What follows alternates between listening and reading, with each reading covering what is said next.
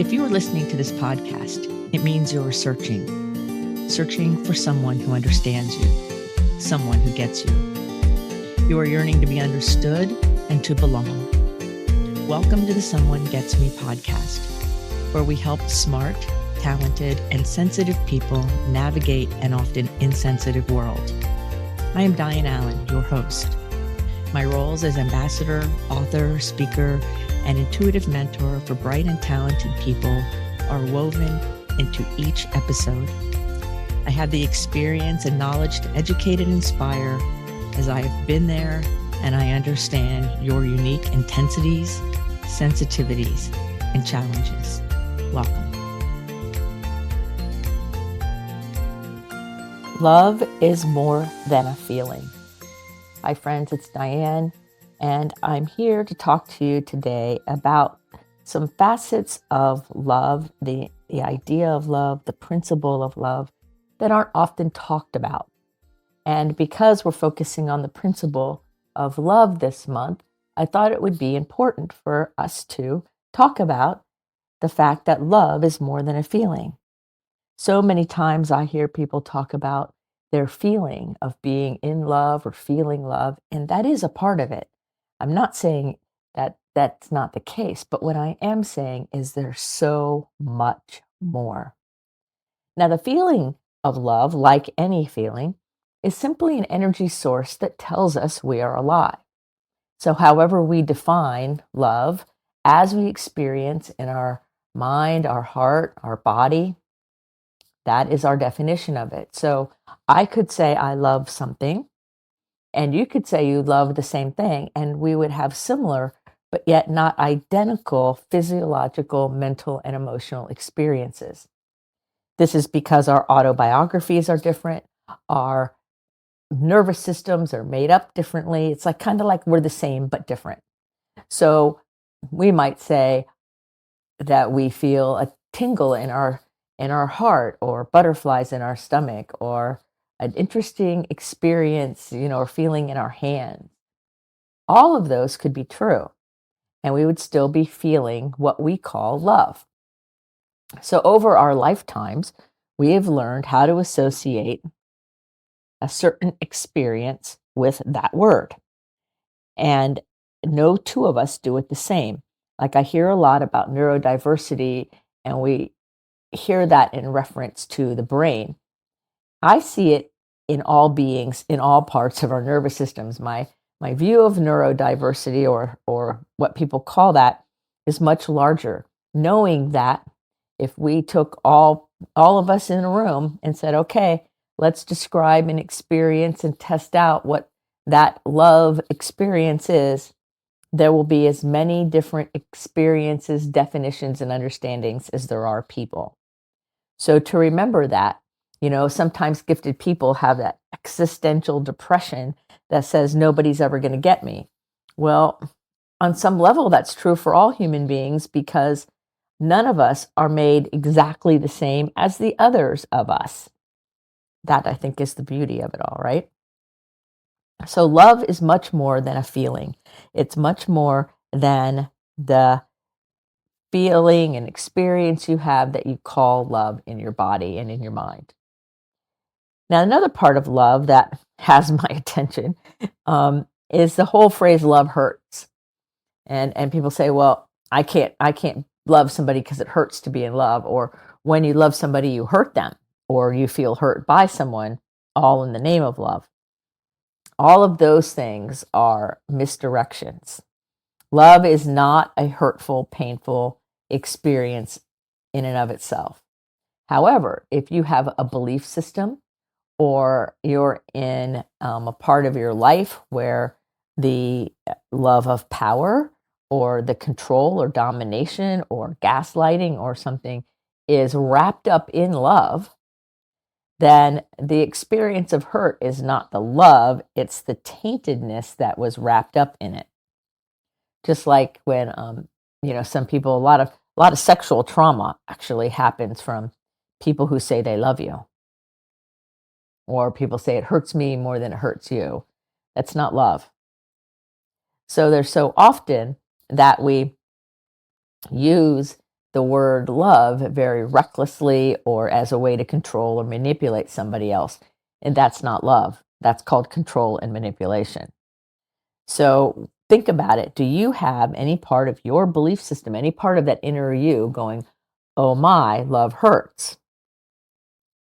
If you do, you want to look at that and you want to find a way to heal that or rectify that belief system because it's not in alignment. And a lot of people start out with those kinds of belief systems about love itself, and they're not in alignment because they've allowed information and definitions that are not serving the higher good to get in our system. That's what part of growing up and healing and becoming more wise is going, hold on a minute. Is what I think about something really the case? So it's not about judging or being mad at ourselves or someone else. It's about understanding that the more awareness we have, the more flexibility and the more opportunity we create for ourselves. And that's the goal. Now, there's also love as a state of being. And this one is something that it takes a while sometimes to practice and to really live it. And it's not very hard to mentally understand. And so we think about love often in our Western society as giving love or receiving love. And you've always heard that you can't give what you don't have, right? Got to give from the overflow, or I'll give to you once I get it from you. That's called control, manipulation. So we can give love and we can receive love. That's true. But the state of love is actually being the energy, being the vibration, being the presence of love without having it be disconnected from the idea of giving or taking. So the state of being of love is a way of existing where the love feeling, the love vibration, the love energy, whatever you want to call it, emanates from you like you're a beacon of it. So you can be in a state of love, you can be the love, and still have other emotions like anger and grief and pain, and also love, the emotion.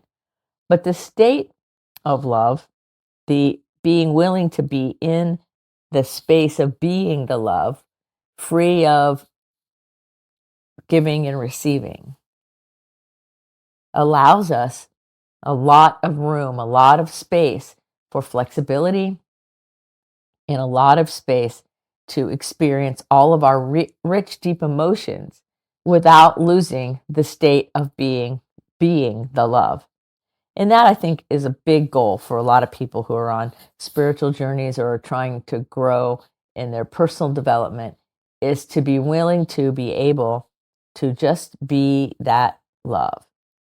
I imagine like standing on a dark stage or something, and that single stage light coming down, and you're standing in the column of light, and you are the light. You are that.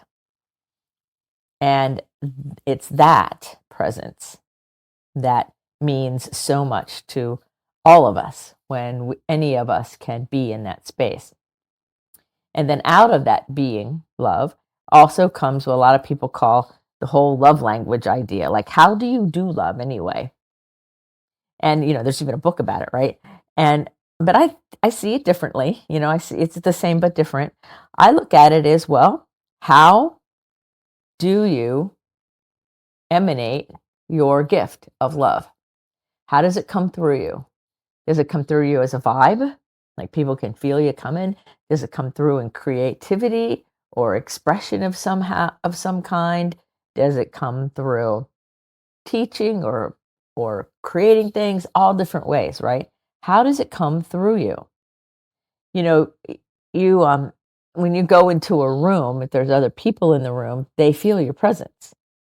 And if you're already in a room and somebody walks in the room or somebody leaves a room, if there's a group of people especially, you can feel the shift and the change.